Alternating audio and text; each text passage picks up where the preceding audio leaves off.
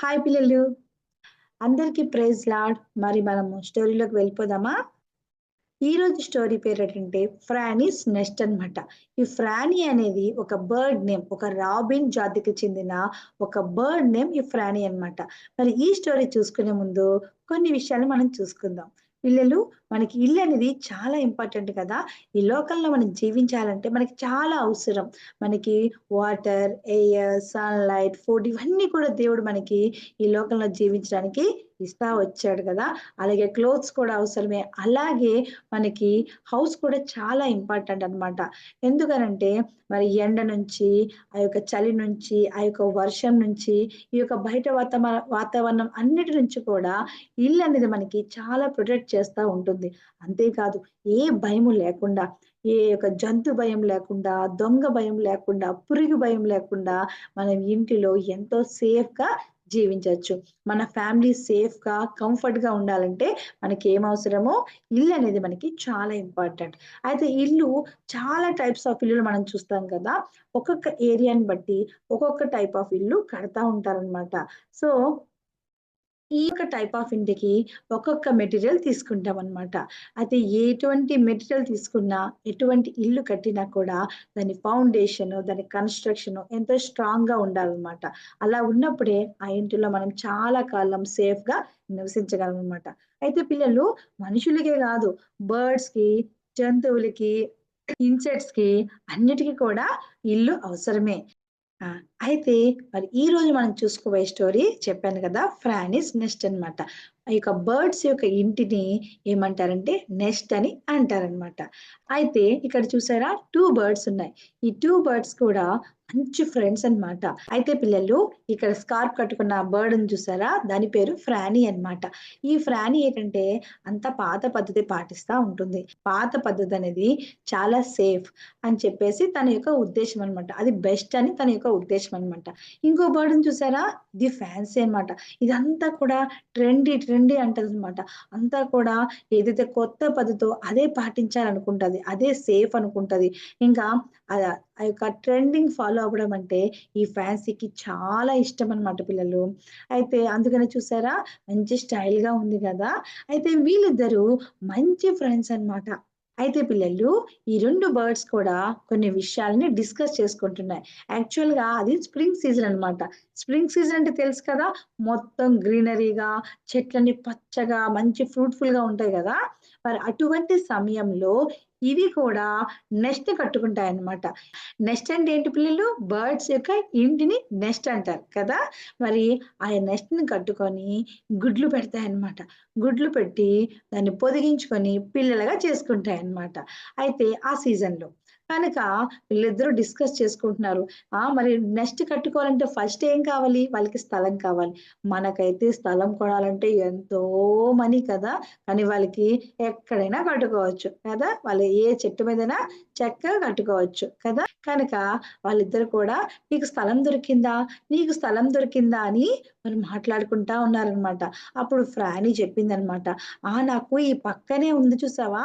ఆ pine tree నచ్చింది.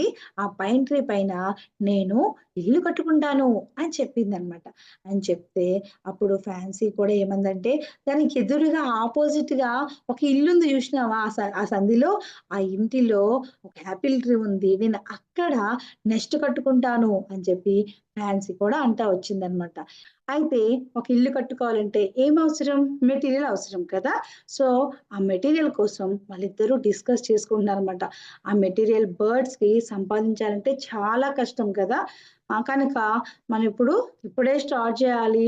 మరి త్వరగా ఇల్లు అయిపోవాలి. ఆ మెటీరియల్ మనమంతా కూడా గ్యాదర్ చేసుకోవాలి అని ఇద్దరు మాట్లాడుకొని, ఇద్దరు కూడా డిస్పోజ్ అయిపోతూ వచ్చారనమాట.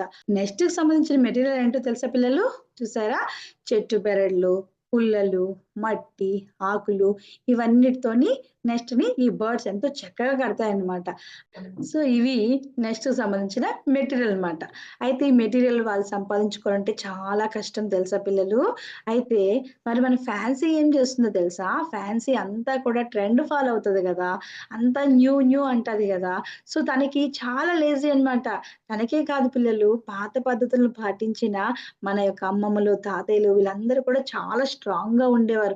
కానీ ఈ రోజుల్లో అన్నీ మనకి ఆటోమేటిక్‌గా అయిపోయి, అంతా కూడా మనము మరి కొత్త పద్ధతుల్లో మనం జీవిస్తున్నామనమాట. కనుక మనం కూడా వాళ్ళంతా స్ట్రాంగ్‌గా లేమనమాట. అలాగే ఫ్యాన్సీ కూడా చాలా లేజీ అంతా మరి ఇవన్నీ గ్యాదర్ చేసుకోవడం తనకి చాలా కష్టమనమాట.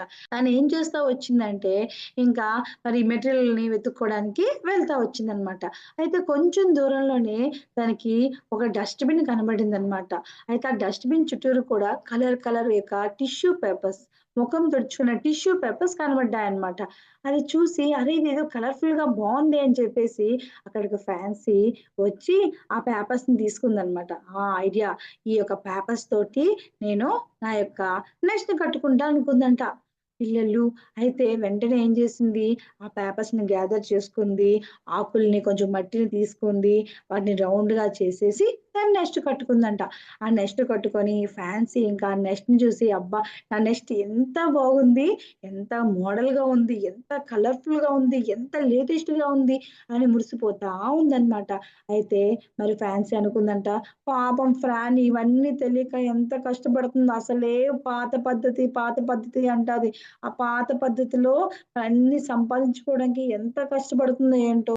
తనని ఎలాగైనా సరే మరి యొక్క నెస్ట్ చూపించి ఈ విధంగా నెస్ట్ కట్టుకోవడానికి నేను హెల్ప్ చేయాలని జెప్పేసి మరి ఫ్రాన్సీ వెంటనే ఫ్రానీ దగ్గరికెళ్ళిందనమాట. అప్పటికే ఫ్రానీ తన యొక్క మెటీరియల్ అంతటిని కూడా గ్యాదర్ చేసుకుంటా ఉందనమాట. ఇక ముక్కుతోటి చెట్టు బెరడులు పట్టుకొని, పెద్ద బెరడులు పట్టుకొని వస్తా ఉందనమాట. అప్పుడు ఈ యొక్క ఫ్రానీని చూసి, "ఏ ఫ్రానీ నా ఇల్లు అయిపోయింది. నా నెస్ట్ నేను కట్టేసుకున్నాను" అని చెప్పిందనమాట. ఇంకా ఫ్రాని స్టన్ అయిపోయింది. ఏంటి? అప్పుడే నీ ఇల్లు అయిపోయిందా?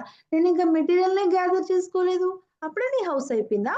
అని అడిగితే, అవును. అంతేకాదు నేను నీలాగా పాత పద్ధతులు పాటించలే. లేటెస్ట్‌గా కట్టుకున్నాను. లేటెస్ట్ మోడల్‌లో కట్టుకున్నాను. నా హౌస్ ఎంత బావుందో తెలుసా? ఒకసారి వచ్చి చూడు. నీకు కూడా నచ్చితే నేను నీకు ఈ విధంగా కట్టుకోవడానికి సహాయం చేస్తాను అని చెప్పిందంట. అంటే యాక్చువల్‌గా ఫ్రాన్‌కి కొంచెం డౌట్ ఉంది గానీ ఫ్రెండ్ గదా! చెప్పిన మాట వింటాం కదా! ఇంకా సరే ఫ్రెండ్ చెప్పింది గనక ఆ యొక్క నెస్ట్‌ని చూడడానికి వెళ్ళిందనమాట. ఆ నెస్ట్‌ని పట్టుకొని చూస్తా ఉంటే మెత్తగా ఉందంట. ఇంక ఫ్రాని భయపడతా ఉందనమాట. ఇది ఓకేనా? ఈ ఫౌండేషన్ ఓకేనా? అనంటే అయితే అప్పుడు ఫ్యాన్సీ అవును. చాలా మంచిగా ఉంది. చాలా గట్టిగా ఉంది. నువ్వు భయపడాల్సిన అవసరం ఏం లేదు అని ఫ్యాన్సీ రాణికి చెప్తుందనమాట. దీని మెటీరియల్ నేను చూపిస్తాను రా అని చెప్పి ఆ యొక్క డస్ట్‌బిన్ దగ్గరికి ఫ్రానీని కూడా తీసుకెళ్ళిందంట. ఇంకా ఫ్రానీ ఆ మెటీరియల్ చూసి స్టన్ అయిందంట.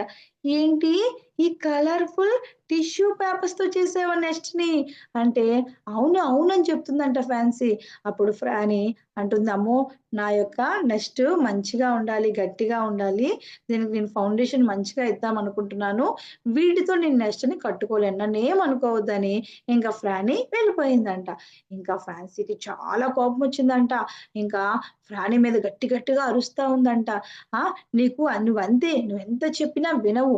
ఎప్పుడు చూసినా పాత పద్ధతి అంటావు. ఆ! నువ్వలాగే కష్టపడు. నీ రెక్కలు ముక్కలు చేసుకొని నువ్వు కష్టపడు. నీ లైఫ్ ఇంతే అనుకోని మరి ఫ్యాన్సీ గట్టిగా అరుస్తూ ఫ్రానీని తిడతా ఉందనమాట. విశ్వాసం లేని పక్షివి నీవని ఫ్రానీని కోప్పడతా వచ్చిందనమాట.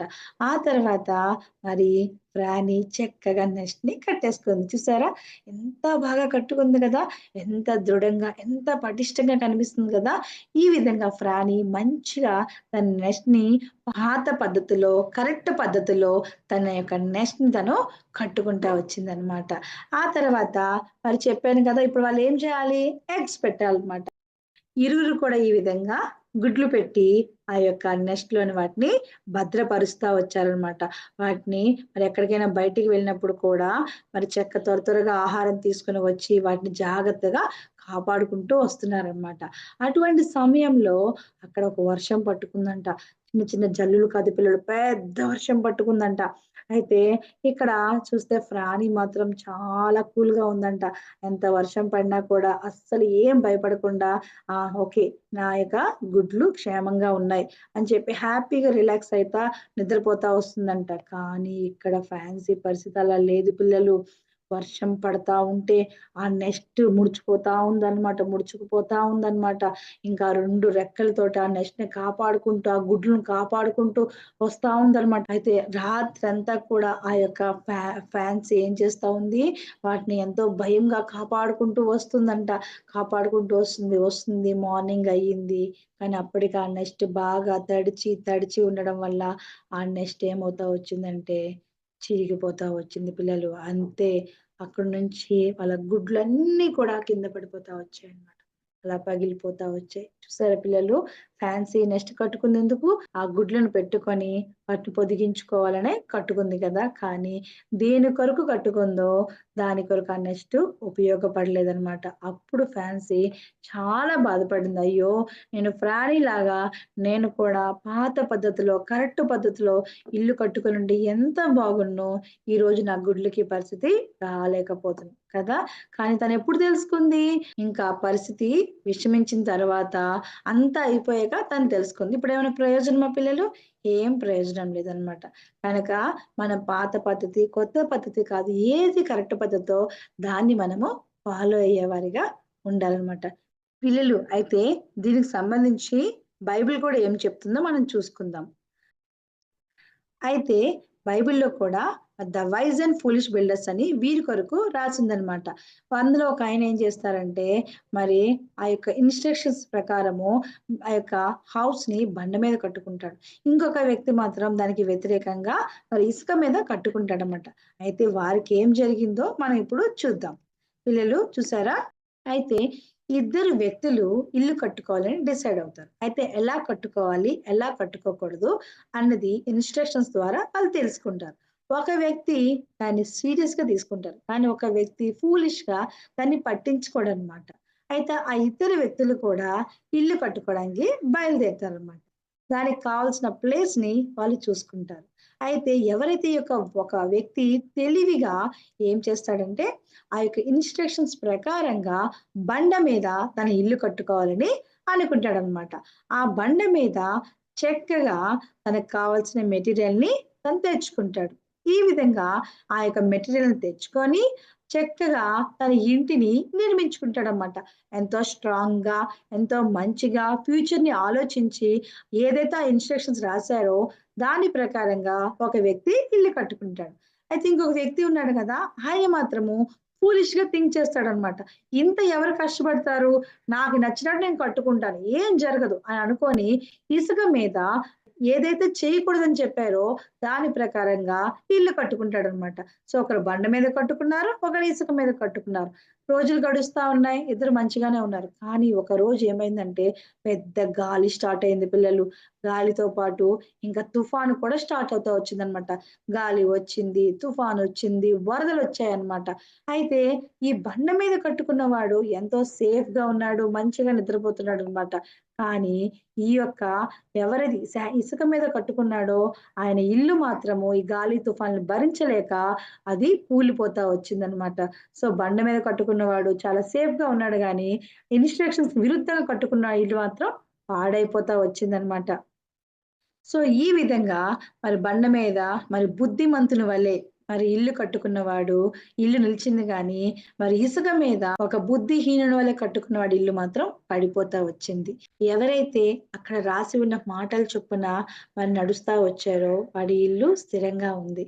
ఎవరైతే దానికి అపోజిట్‌గా వెళ్తా వచ్చారో తన ఇల్లు కూలిపోతా వచ్చింది. సో, మనం ఇప్పుడు బండ మీద ఇల్లు కట్టుకోవాలా? ఇసుక మీద కట్టుకోవాలా? బండ మీదే కదా! పిల్లలు మన లైఫ్‌లో కూడా మనం పాత పద్ధతి, కొత్త పద్ధతి కాదు. ఏది కరెక్ట్ పద్ధతో దాన్ని పాటించే వారిగా ఉండాలి. మన ఎడ్యుకేషనే కావచ్చు, జాబే కావచ్చు, మ్యారేజే కావచ్చు, ఏ విషయంలో అయినా సరే కరెక్ట్ డెసిషన్ తీసుకోవాలి. కరెక్ట్ పద్ధతులు మనము పాటించేవారుగా ఉండాలి. అలాగే మన స్పిరిచ్యువల్ లైఫ్ కూడా మనకి చాలా ఇంపార్టెంట్ కదా! మన స్పిరిచ్యువల్ లైఫ్ బాగుంటేనే మనము యేసయ్య దగ్గరికి వెళ్ళగలం. నిత్య జీవం పొందుకోగలం. మరి ఆ స్పిరిచ్యువల్ లైఫ్ బాగుండాలంటే, ఆ స్పిరిచ్యువల్ లైఫ్ కూడా మంచి ఫౌండేషన్ ఉండాలన్నమాట. ఆ ఫౌండేషన్ ఎక్కడి నుంచి వస్తుంది? ఈ బైబిల్ ద్వారా వస్తుందన్నమాట. ఈ బైబిల్‌లో ఉన్న మాటలను మనం విని, చదివి వాటిని పాటించే వారిగా ఉండాలి. మనం ఫ్యామిలీ ప్రేయర్ చేసుకుంటాం. సండే స్కూల్‌కి వెళ్ళి అక్కడ కూడా టీచర్ చెప్పే మాటలన్నీ వింటాం. మరి ఇంట్లో కూడా సూపర్ బుక్ స్టోరీస్ చూసుకుంటాం. ఈ విధంగా మరి రకరకాలుగా దేవుని వాక్యాన్ని వింటామనమాట. ఈ బైబిల్ అంతా పాత పద్ధతి. ఇప్పుడు ఎవరు ఫాలో అవుతారు? ఇప్పుడంతా మనము లేటెస్ట్ ట్రెండ్ ఫాలో అవ్వాలి. మరి బైబిల్ చదువుతాము, ఫ్యామిలీ ప్రేయర్‌కెళ్తాము, సండే స్కూల్‌కెళ్తాము. అయినా కూడా లోకం చెప్పినట్టే నడవాలి అని అనుకున్నామనుకోండి, మన ఫౌండేషన్ ఏమవుతది? మంచిగా ఉండదనమాట. మన స్పిరిచ్యువల్ లైఫ్ మంచిగా ఉండదనమాట. అయితే మన స్పిరిచ్యువల్ లైఫ్‌లో కూడా ఎన్నో తుఫాన్‌లొస్తాయి తెలుసా? ఎవరి ద్వారా వస్తాయి తెలుసా? దుష్టుడి ద్వారా శ్రమలనే తుఫాన్లు, గాలులు ఇవన్నీ మన లైఫ్‌లో కూడా వస్తాయన్నమాట. సో, అటువంటి సమయంలో మనం పడిపోయే వారిగా ఉన్నామనుకోండి, యేసయ్య దగ్గరికి వెళ్ళగలమా? వెళ్ళలేమనమాట. అదే మనము పటిష్టమైన ఫౌండేషన్ మనకుందనుకోండి, ఈ యొక్క యేసయ్య మాటలు విని దాన్ని పాటించే వారిగా ఉన్నామనుకోండి, ఎన్ని తుఫాన్‌లొచ్చినా నిన్ను యేసయ్య దగ్గర నుంచి ఎవ్వరు కూడా దూరం చేయలేరనమాట. కనుక పిల్లలు మనం ఏం చేయాలి? నా మాటలు విని వాటి చొప్పున చేయు ప్రతి వాడును బండ మీద తన ఇల్లు కట్టుకొనిన బుద్ధిమంతుని పోలియుండును. మత్తయి 7:24. సో, ఎవరైతే ఈ మాటలు విని వాటి చొప్పున చేస్తాడో వాళ్ళ యొక్క మరి స్పిరిచ్యువల్ లైఫ్ కూడా ఎలా ఉంటదంట? బండ మీద ఇల్లు కట్టుకున్న వాళ్ళ స్ట్రాంగ్‌గా ఉంటదంట. పిల్లలు స్పిరిచ్యువల్ లైఫ్ బాగుందనుకోండి, మీ మిగతా లైఫ్ కూడా బావుంటుందనమాట. మీ ఫిజికల్ లైఫ్ కూడా బాగుంటుందనమాట. ఆయన రాజ్యాన్ని, ఆయన నీతిని వెతికిన వారికి సమస్తము దేవుడు అనుగ్రహిస్తాడు. ఒకవేళ నీ స్పిరిచ్యువల్ లైఫ్‌ను మంచిగా ఉంచుకుంటే, నీ యొక్క మరి ఫిజికల్ లైఫ్ కూడా మరి ఎంతో బ్లెస్సింగ్‌గా ఉంటుందనమాట. ఇహలోక, పరలోక ప్రతి ఆశీర్వాదం కూడా ఆయన అనుగ్రహిస్తాడు. అన్ని విషయాల్లో అబ్రాహాంని బ్లెస్ చేస్తా వచ్చాడంట. అదే విధంగా మీ స్పిరిచ్యువల్ లైఫ్ బాగుంటే, ఇంకా మిగతా విషయాల్లో కూడా దేవుడు మిమ్మల్ని బ్లెస్ చేస్తూ జీవితాంతం కూడా దేవుడు మిమ్మల్ని నడిపిస్తా ఉంటాడనమాట. మీ బ్రతుకు కాలమంతయు కూడా కృపాక్షేమంలో మీ వెంట రావడానికి దేవుడే సహాయం చేస్తా వస్తాడనమాట. మరి ఇప్పుడు మనం ఏం చేయాలి? యెస్. క్రీస్తు ద రాక్ ఆఫ్ ఏజెస్. యేసు ప్రభుని నీ బండగా పెట్టుకోవాలి. నీ యొక్క బండ ఎవరై ఉండాలి? యేసుక్రీస్తు ప్రభువే అయ్యుండాలి. అప్పుడు నీవు కూడా నీ యొక్క లైఫ్ అంతా కూడా సురక్షితంగా, ఎంతో హ్యాపీగా, ఎంతో ధైర్యంగా జీవించొచ్చనమాట. మరి ఈరోజు నుంచి మీరు కూడా ఏం చేస్తారు? ఈ మాటలు చదవడమే కాదు, వినడమే కాదు, వీటిని చొప్పున మరి నడవగలటుకు, జీవించగలటుకు మరి సహాయం చేయి ప్రభు అని ప్రార్థన చేసుకొని మన లైఫ్‌లో ముందుకి కొనసాగిద్దాం. Thank you.